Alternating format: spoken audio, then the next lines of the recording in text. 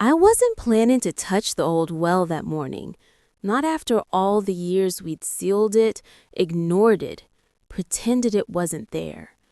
But when my bucket scraped against something metal in the dark water, I pulled up a ring I had no memory of. A ring my son swore his father never wore. And suddenly, the quiet life I'd built began to tremble, like something buried was finally waking. The sun wasn't fully up yet, just that pale early light that makes everything look softer, even the things you'd rather not see. The grass around the well was damp, heavy with dew, bending under its own weight. The air held that faint chill November brings in our part of the valley, the kind that settles into your sleeves before you even realize it. The rope burned slightly against my palms as I pulled, a familiar sting I hadn't felt in years. I kept my breath steady. I told myself this was nothing, only a bucket, only water. But the well was deeper than I remembered, or maybe my memory had softened it over time. When the bucket finally broke the surface, it wasn't the water that caught my breath. It was the glint, faint, sudden, like a warning flashing from the bottom. A ring, heavy, still dripping. I lifted it slowly, pinched between my fingers the way you'd hold something you weren't sure you wanted to touch at all. The metal was cold, colder than it should have been. Morning light caught the edge of it just right, carving a thin blade of brightness across the initials inside. E.M. My husband's initials. But he never wore a ring. At least, that was what I used to believe. Just then, I heard footsteps behind me, light ones, familiar ones. My son coming back from the barn. "Mom, you're up early," he called, voice still thick with sleep. I didn't turn until he was close enough to see what I was holding, and when he did, his whole body stopped. Not just his feet, everything. Like someone had reached into him and pressed pause. "Mom," his voice thinned. "He never wore a ring." Too sharp, too quick. He didn't ask where I found it, didn't ask what it was, didn't even pretend he wasn't shaken. He knew. Somehow, he knew. The ring sat between us like something alive, and I swear the morning got quieter around us, like even the birds knew to stop and listen. "Then whose is it?" I asked. He swallowed, hard. "Just put it back." His answer came too fast. And fear has a sound, a tremor that hides in the spaces between words. He had it. For the first time in a long time, I felt the earth under my feet shift. Just a little. Not enough to fall, just enough to know something beneath us wasn't steady anymore. We sat at the kitchen table later that morning, the wooden one my husband built his first winter here, the one with the uneven leg I never fixed because its wobble had become part of the room's heartbeat. The ring sat between us, a small weight, but somehow it changed the entire shape of the room. Steam rose from my mugs, twisting like restless thoughts. My son didn't look at me, not once. His eyes stayed fixed on the far wall, on nothing in particular, the way a person stares when they're trying not to see what's right in front of them. He pushed his coffee away. His hand trembled. Just a little, but enough for a mother to notice. "You want to talk about it?" I asked, keeping my voice soft. "No." The word clipped itself short, like it didn't want to be spoken. Silence stretched across the room, thin, fragile, ready to tear. I turned the ring over in my palm. It felt heavier now, as if the metal had taken on all the questions I'd been avoiding for years. "How did you know your father didn't wear a ring?" My voice didn't rise, didn't accuse. It just existed. He finally looked up, but only for a second. His gaze hit mine and then darted away like the contact had burned him. I was just a kid, but I remember. Remember what? He hesitated then, and I could see the words forming on his tongue, choosing themselves carefully, painfully. There was a night. His throat tightened around the rest. A night I wasn't supposed to see. I leaned forward. What night? He shook his head fast, too fast, as if shaking would push the memory back where he kept it buried. You're not telling me everything, I said. His jaw tightened. He looked down at his hands, twisting them together under the table, knuckles white. The clock ticked loudly on the wall, louder than usual, like it was keeping track of the things left unsaid. Finally, he whispered, I saw something, years ago, something I shouldn't have. He didn't breathe after that. Neither did I. The wind outside hit the side of the house hard enough to rattle the window pane, the first edge of an approaching storm, thick clouds rolling over the hills like a warning. You saw your father? I asked. Silence again. Not the quiet kind, the heavy kind, the kind that sinks. He didn't answer. He didn't need to. The truth sat in that silence, trembling the same way his hands did. What did you see? I asked again. He pushed his chair back suddenly, the leg scraping across the floor loud enough for me to flinch. Mom, please, don't ask me that. His voice cracked, not from anger, but from something softer, something scared. Then softer still. Some memories only hurt. He moved to the door, one hand gripping the frame as if he needed it to stay standing. Lightning flickered outside, pale, distant, but growing. The storm was coming, not just outside, in this house too. I looked down at the ring, sitting in the dim morning light, a small circle of metal. Yet the weight of it felt like 18 years of silence finally shifting. And my son, he was avoiding something or protecting something, and maybe both. When I looked up, he was already out of the kitchen, leaving the ring behind, and a trail of questions too heavy to ignore anymore. The storm didn't break right away. It lingered in the distance for most of the afternoon, rolling low over the fields like a restless animal pacing the edge of our land. The clouds hung dark and heavy, waiting, watching. By evening, the house felt different. Not unsafe, just unsettled. My son paced the living room floor, back and forth across the old woven rug his grandmother made years ago. His steps were uneven, like he couldn't decide whether he wanted to stay or run. I stood at the sink, rinsing plates we hadn't finished eating off of. The faucet's trickle was the only steady sound in the house. You're wearing that expression again, I said without turning. The one you used to wear when you broke something and didn't know how to tell me. He didn't respond, just kept pacing. Thunder murmured over the hills, low, tired, almost sympathetic. Finally, he stopped moving, stopped right behind me.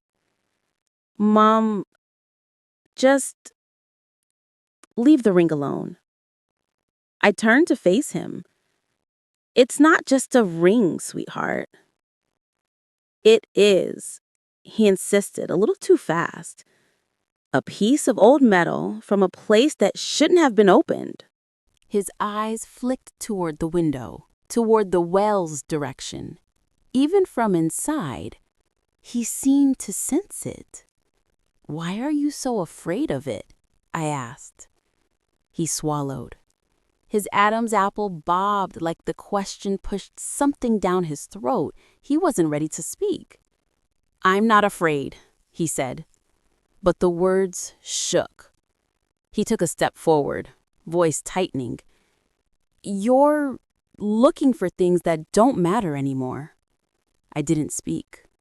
I didn't move. I let the silence answer for me. He dragged a hand through his hair, a familiar, frustrated gesture, the same one his father used to do when something weighed on him. You're imagining things, he said. You always do when you're tired. I looked at him gently. That's not true, sweetheart. Mom, he snapped, but the snap broke halfway through, collapsing into something soft. Some things don't need to be dug up. The words hung between us, trembling. Not anger, fear. Deep, old fear. He closed his eyes, just for a second, like he regretted saying them aloud. Look, just leave the well alone, please. His shoulders sagged, the fight draining out of him. This land has enough ghosts, he added quietly. That made the room shift, just a little, like a floorboard settling under weight it wasn't built to hold. What ghost? I asked softly. He shook his head. Forget it. I can't. Well, you should. Another rumble of thunder stretched over the valley, closer now, shaking loose dust from the rafters. My son took a slow breath, grounding himself, then met my eyes with something fragile. Mom, I'm trying to keep us safe. The room held its breath. From what? I asked. He didn't answer. He just slipped past me, grabbed his jacket, and stepped out into the thickening storm before I could say another word. The screen door slapped shut behind him. The house shuddered with the sound. I stayed at the sink, fingers resting on the cool porcelain, the storm light flickering across the counter. Sometimes truth doesn't come at you loud. Sometimes it tiptoes, pacing a room until the boards wear thin. My son was pacing for a reason, and I was done pretending not to see it. The storm broke sometime after midnight. By morning, the world outside was washed clean, or at least pretending to be. The sky was pale, the air damp, the earth smelling of rain-soaked roots and overturned soil. I walked out toward the well before the sun had a chance to warm the stones. The grass clung to my ankles, cold and wet, whispering around my shoes. The well stood exactly where it always had, but it didn't feel the same anymore. Funny how something can sit quietly for years, untouched, unnoticed, until the moment it chooses not to. I rested my hand on the stone rim. The surface was cool, still holding the night's breath. The rope lay curled at the base, damp and twisted in a way that didn't look like the storm had done it. Something, or someone, had moved it recently. I leaned over the edge, staring into the dark mouth of it.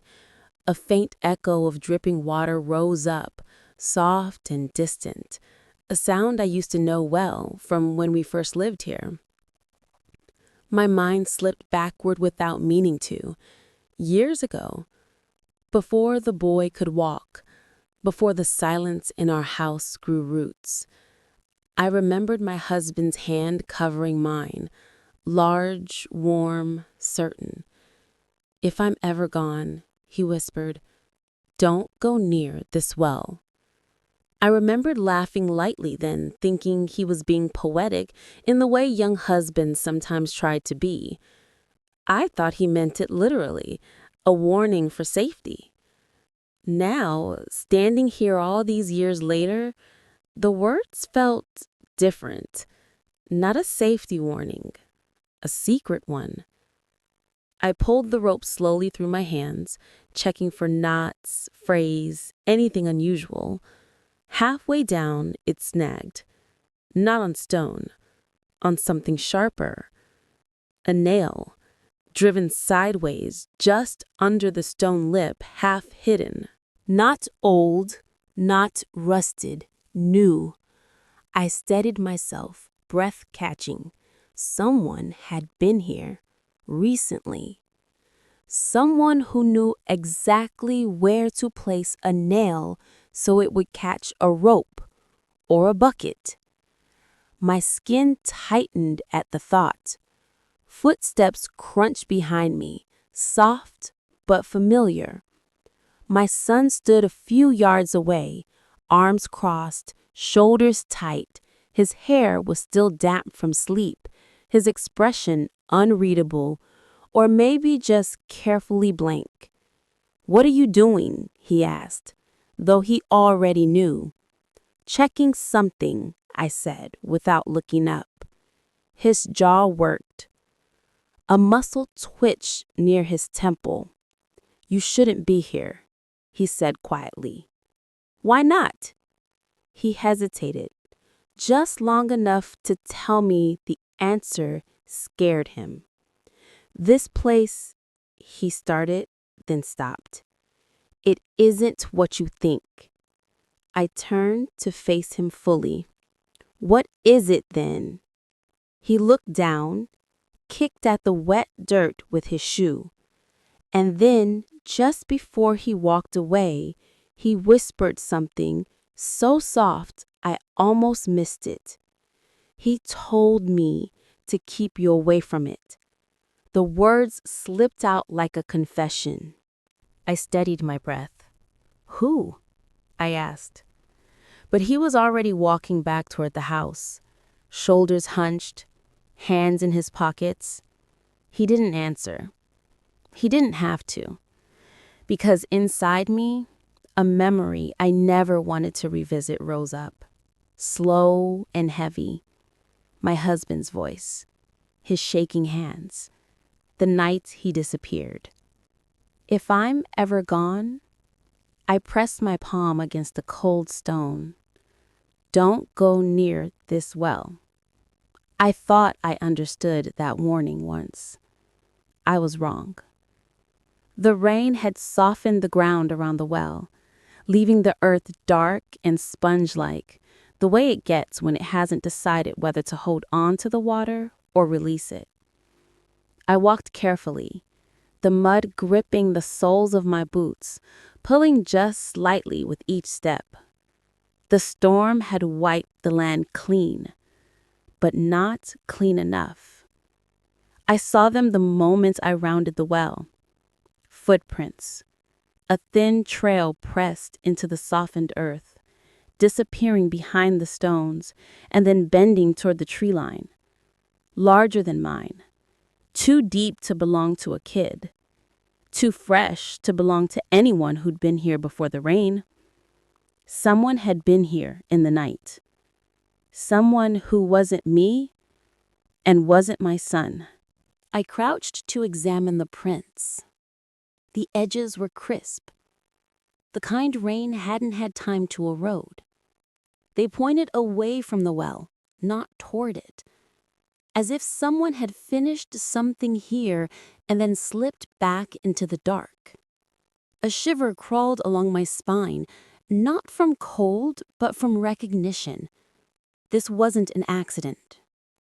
This wasn't curiosity. This wasn't a stranger who wandered too close. This was someone who knew exactly where they were walking. Behind me, the porch creaked, that old tired sound the wood makes when it shifts under weight. I didn't even have to look. My son stood there, still, unmoving, hands deep in his pockets, watching me. His face was unreadable, blank, but not in a careless way. Blank like someone choosing every muscle carefully. "Who was out here?" I called to him. He didn't answer, didn't move either. "What are you afraid of?" I tried. Still nothing. The silence between us stretched thin, like old rope, frayed at the edges, ready to snap. I pointed at the prints. "These aren't mine." He looked away then, a quick, sharp turn of the head, like the sight of them hurt him somehow. "Don't go following things that aren't your business," he said quietly. "That's not your decision." I replied. He tensed, and for a moment I saw something flicker in his eyes. Guilt or fear or both tangled together. The kind of expression a person carries when they're holding something too big for their hands. The wind shifted, rushing across the field, carrying the faint scent of pine and wet dirt, the same smell that clung to his boots each morning. My voice softened. "Sweetheart, was someone here? Did you see anyone?" He stepped back, as if the question touched something raw. "I'm going to the barn," he said, not answering, not intending to, and he walked away before I could press further. His shoulders were raised, as if he expected the land itself to reach out and drag him back. I turned toward the prints again, bent down, touched one with my fingertips. The soil was still cool, freshly disturbed. Whoever stood here had been close enough to reach the well, close enough to leave tracks, close enough to watch the house if they wanted to. I followed the trail as far as I could, to the edge of the pines, where the ground turned soft and needle-covered. The footprints disappeared there, swallowed by the forest floor. The trees stood quiet, tall and shadowed, listening, holding secrets the way trees do. And for the first time since my husband disappeared all those years ago, I felt eyes on me. Not imagined, not memory, real, watching from somewhere just beyond where I could see. The well wasn't done with us. Not yet. I didn't go back inside right away. Instead, I walked to the side of the house, hands brushing the siding, feeling the rough, weathered wood beneath my fingertips. The house has always been like a living thing, groaning in winter, holding its breath in summer, exhaling when the storm finally breaks. That morning, it felt expectant, as if it already knew what I was about to do. The attic stairs groaned under my weight, each step creaking like it remembered every moment I'd ever climbed it. Dust drifted in the air, catching the thin slice of sunlight from the small window at the far end. I hadn't been up here in years, not since the week he left. The wooden box sat in the corner, half buried under an old quilt, the one my husband's mother had sewn for our wedding gift. I hesitated before pulling it out, letting the dust settle around me like a soft sigh. The lid stuck a little, the hinges stiff from time. When it finally opened, a faint smell of cedar and tobacco drifted out, a scent I hadn't realized I still remembered. Inside were small things, ordinary things, pieces of a man who'd once filled this house with warm laughter and quiet shadows alike. A pocket knife with a chipped wooden handle, a faded photograph of the three of us by the barn, my husband's hand on our son's shoulder, sunlight catching the edge of his smile, a folded letter addressed to me, the ink smudged at the corners. I reached deeper, fingertips brushing the bottom of the box. There was an indentation there, a narrow groove, perfectly shaped for a ring. My breath caught. The ring I found in the bucket fit that space perfectly. The attic felt colder then, like something had slipped into the room with me. A memory, a warning, a truth I wasn't ready to face. I held the ring tightly, the metal warming against my palm. He kept it. He kept it here, hidden. Then why was it in the well? The floorboard groaned behind me. I turned sharply. My son stood in the doorway, eyes wide, breath uneven, like he'd run up the stairs or like the sight at the box knocked something loose inside him. "Why are you opening that now?" he asked. His voice wasn't angry. It was scared. A different kind of scared than the storm or the footprints or the well. This was fear of something already known. "What is in this box that frightens you?" I asked gently. He shook his head almost violently. "Just close it, Mom." "No." The word stunned him. He blinked, as if I'd struck him with a truth he wasn't expecting. "I need to understand," I said softly. "I have to." He took a step back, hand gripping the doorframe for balance. His face had gone pale, the kind of pale that comes from remembering something you've tried too long to forget.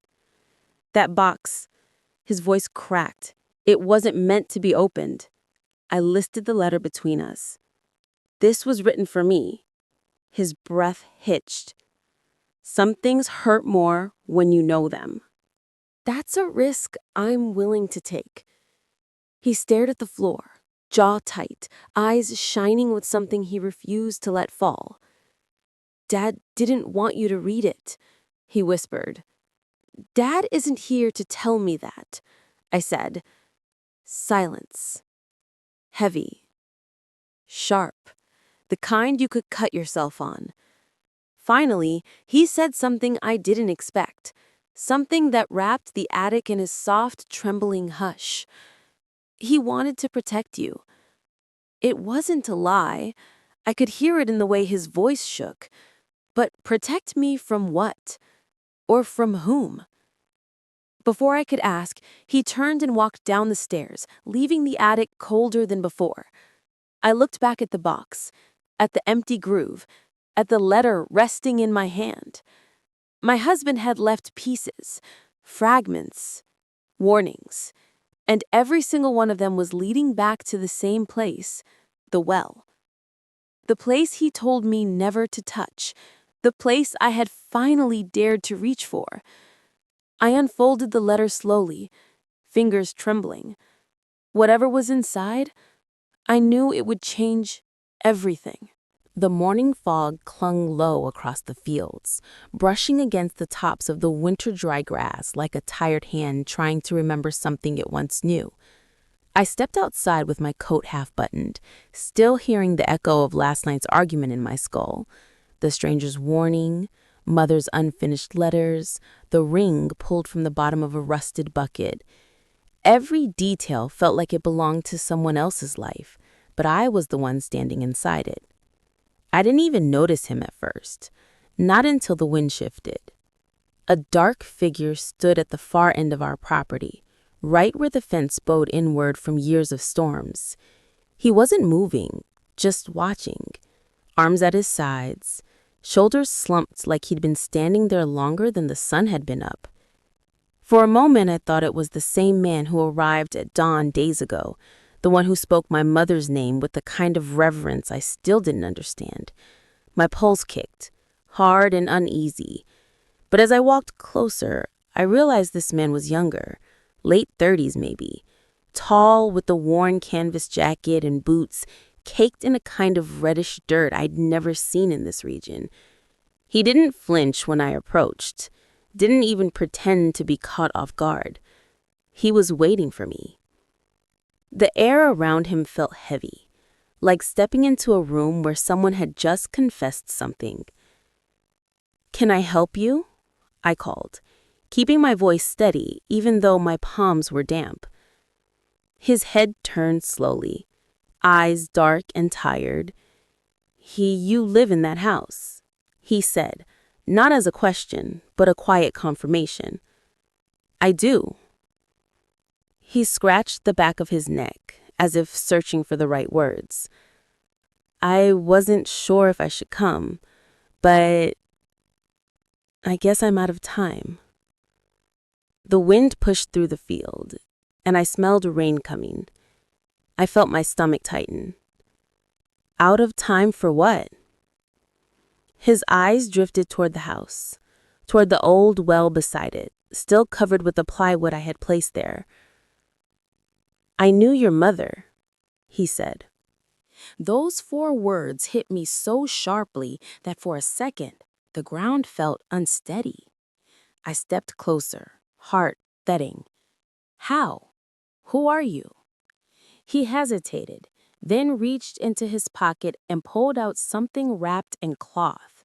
Not big, a small, square bundle tied with string. The cloth looked familiar, like the ones my mother used to stitch by hand when she still had the strength. He didn't hand it to me. He held it tight. "Before I tell you anything," he said, "I need to know one thing. Did you find it?" My breath caught. "Find what?" His gaze sharpened. The ring. A cold shock ran down my spine. "How do you know about that?" His jaw tightened. He didn't breathe for a moment. "Because it was supposed to stay hidden. And if you found it, it means the past is resurfacing faster than any of us planned." The fog swirled around us like a living thing, carrying the faint creak of the old barn door behind us. "Tell me who you are," I pressed, stepping closer, "and tell me why everyone seems to know more about my mother than I do." He opened his mouth, but something shifted in his expression, a flicker of alarm, like he'd heard something I couldn't. His eyes darted toward the tree line. "We shouldn't talk here, not out in the open." My pulse kicked harder. "Talk about what?" "The woman in the second grave, the one your family never speaks of." My breath froze. He knew. He shouldn't have known. And yet he did. Before I could ask another question, the wind carried a sound through the field. An engine. Not close, but not far either. The man's posture stiffened instantly. He shoved the wrapped bundle into my hands with surprising force. "Don't open it here," he said. "And don't trust the first story you hear, especially not from him." "From who?" But he was already backing away, scanning the road as if expecting someone to appear at any second. "When the sun drops," he said, voice low and urgent, "meet me at the old water tower behind the rail tracks.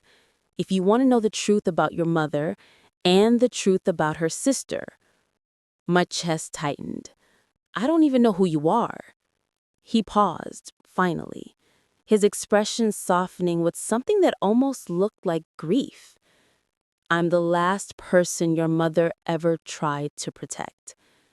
And then he turned and walked toward the tree line, shoulders heavy, boots sinking into the damp field. I stood there, holding the cloth-wrapped bundle, feeling its weight settle into my hands like a secret I wasn't ready for.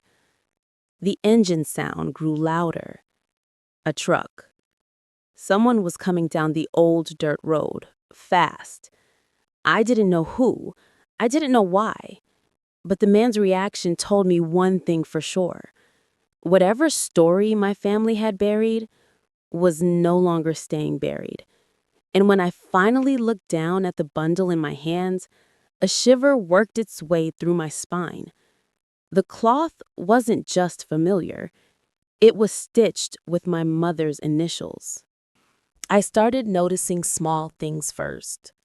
Boot prints in the mud, damp cuffs on his jeans, the faint smell of pine needles clinging to his clothes in the mornings, the same soil from behind the well. I asked him once, casually, if he'd gone out at night, and he only shrugged, eyes down, like a boy who knew he was already caught. It was winter. The nights were long and still, and the cold made the house feel heavier, quieter. I couldn't sleep either. So one night I decided to follow him. He slipped out like a shadow, careful not to close the door too loudly. I stayed in the darkness behind the fence, keeping my distance. He moved toward the well, not like a curious child, not like someone looking for mischief. He knelt beside the stone rim, shoulders hunched, and whispered into the damp air. I couldn't hear the words clearly at first, only the rhythm. "I'm trying. I promise, I'm trying," he murmured. The way his shoulders shook made me think he was crying, or praying, or both. The moonlight glinted on the bucket beside him, still wet from the day I had pulled the ring. He touched it lightly, as if feeling for something buried beneath the metal. I wanted to call out, to reach him, but I stayed quiet. Some moments, I've learned, need to be witnessed silently. He stayed there until the wind shifted, and the first hints of dawn stretched across the fields. Then he rose, brushing mud from his hands, and walked back to the house, leaving the world behind him untouched, except for the traces his boots left in the damp soil. When I asked him the next morning why he'd been at the well, he only shrugged and said, "It's nothing, Mom." I didn't push, not yet, because I had learned that sometimes nothing is the first layer of a very deep story. It came out in pieces, not like a confession, not like a tale told once and finished. It came in shards, broken sentences that bled between tears and silences. Late one night when I finally asked him to tell me everything he'd been carrying. He sat at the edge of his bed, knees pulled close, and finally, his voice, cracked and small, began to unfold the memory. "I saw him the night he disappeared," he said, barely a whisper. I froze. The words, though expected, carried a weight I couldn't have imagined. "Your father?" I asked. "Yes," he said. He was by the well." I could hear the shaking of his hands through the thin blanket wrapped around him. And there was another man. I didn't know who he was. He looked angry, frightened, desperate. My dad was trying to explain something, but the man grabbed him. My breath caught. "And the ring?" I asked, voice trembling despite myself. "It fell into the well," he admitted. "Your father told me to hide, to never speak of it, to protect you. I was 6. He looked down at the floor, as if the memory itself was a burden too heavy for a child to carry. I sat next to him, quietly. My hand rested on his back, feeling the tension in his shoulders. "Why didn't you tell me?" I asked softly. I didn't understand it. I didn't I didn't know what would happen if I said something, if he knew I'd seen everything. He told me to be quiet, and I was, for years, because I couldn't protect you any other way. The room was quiet except for the faint hum of the heater and the whisper of wind outside. And then he looked at me, eyes red, voice breaking, raw with a truth he'd carried alone. I couldn't forget it, Mom. Not ever. And now, I don't know if he's alive or gone. And I don't know if I'll ever see him again. I didn't have words. Only the sound of the night pressing against the walls, carrying with it the memories my son had been holding so tightly. I held him then. Just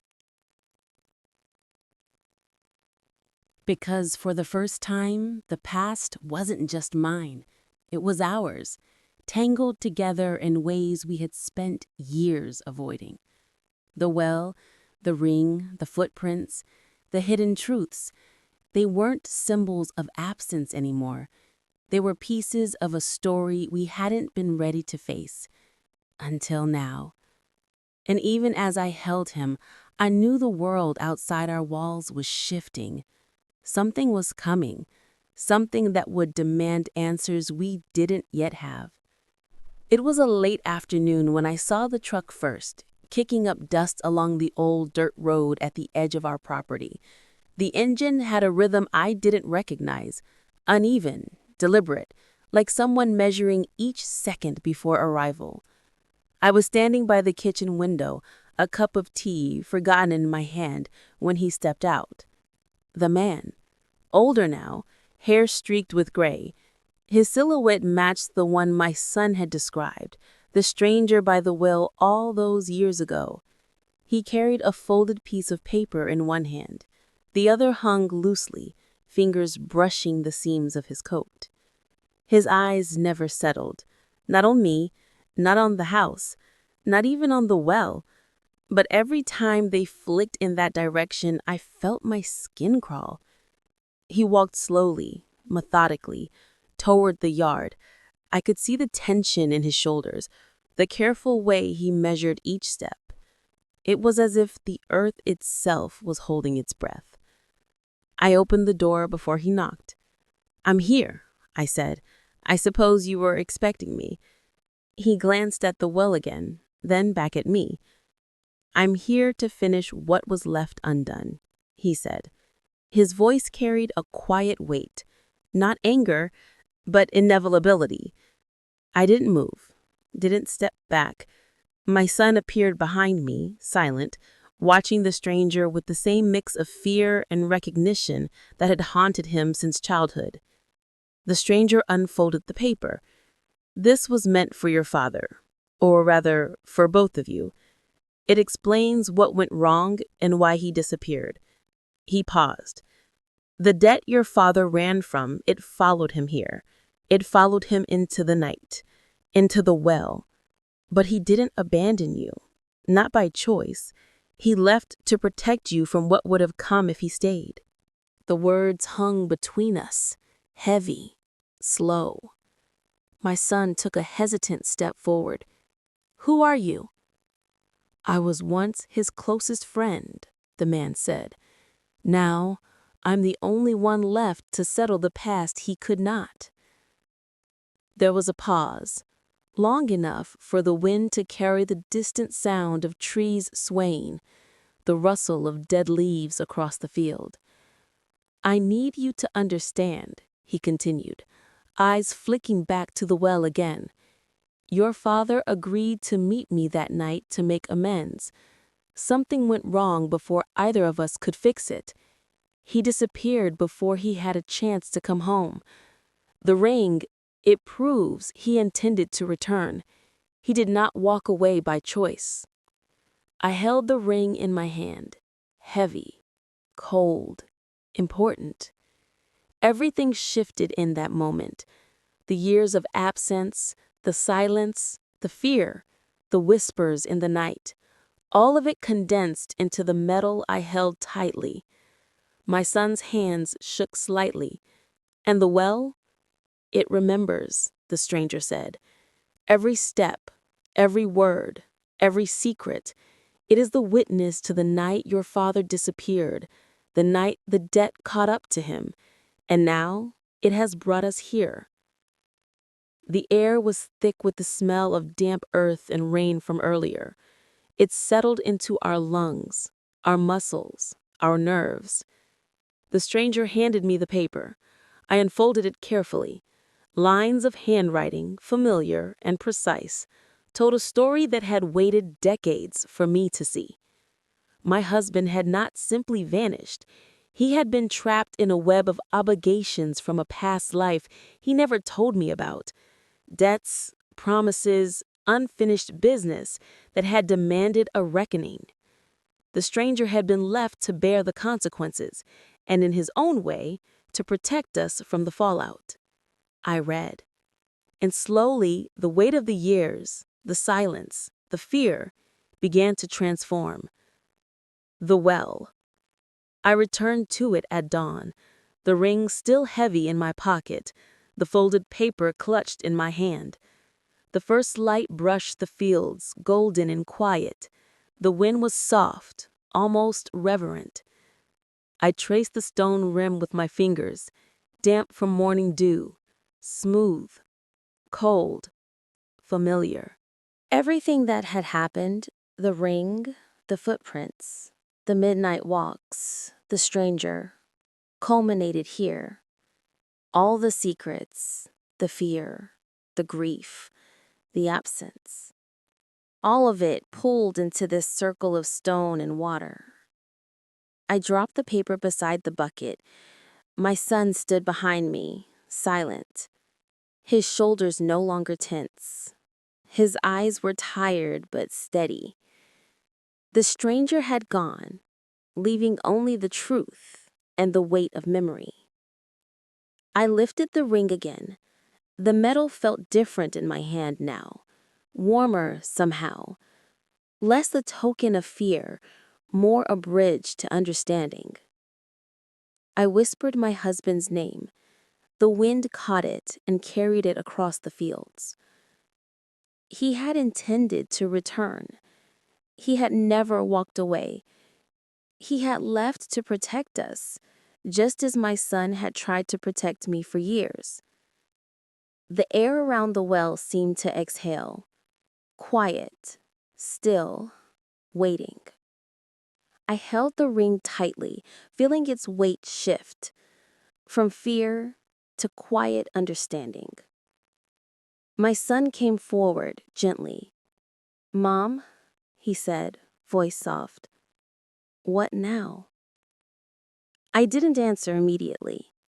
I let my gaze linger on the water, the smooth stone, the empty space where history and memory intertwined. We didn't need answers yet. The dawn stretched across the property, soft and forgiving. The cottonwoods swayed in the gentle breeze. The long grass whispered its own secrets. We had survived the past. And maybe, finally, it was time to begin building a future. Together. The ring in my hand, heavy but grounding, felt like the first step. And the well, finally, quietly, let us breathe.